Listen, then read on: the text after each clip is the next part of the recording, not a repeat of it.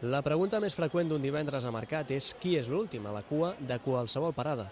Els clients s'amunteguen per omplir el rebost al cap de setmana, una rutina gens aplicable, però, a aquestes bústies. L'Ajuntament les ha col·locat perquè els veïns triïn el nom de la futura biblioteca de la Sagrera. De moment, sense massa èxit. Per lo que comenta la gent, no trobo que potser no està massa ben explicat, que no tenen massa clar per què és ni per lo que s'ha de fer. L'únic que m'han preguntat és que hi ha gent que es pensa que han de donar-te diners, que demanen diners, vull dir, la gent no llegeix massa les coses, però pel meu gust no està massa ben explicat. Els veïns han d'escollir entre 4 opcions: 3 escriptores, Àngels Anglada, Caterina Albert i Maria Mercè Marçal, i una veïna del barri, la Marina Clotet.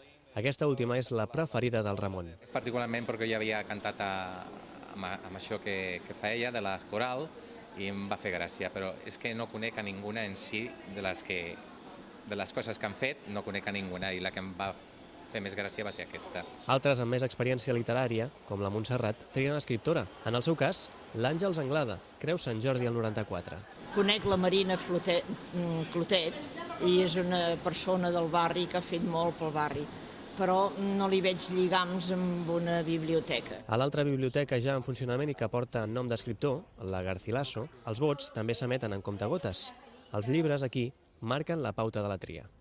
Vaig votar per una autora, per la Caterina Albert, pel Víctor Català, i vaig fer amb aquesta curiositat de què fer servir aquest pseudònim, perquè la veritat és que he de reconèixer que no sé molt sobre l'autora. A banda de les proposades, la butlleta té una opció oberta per tal que els veïns aportin altres noms. Fins diumenge encara hi ha temps per batejar la nova biblioteca, encara en obres, i que preveu obrir portes a principis d'any.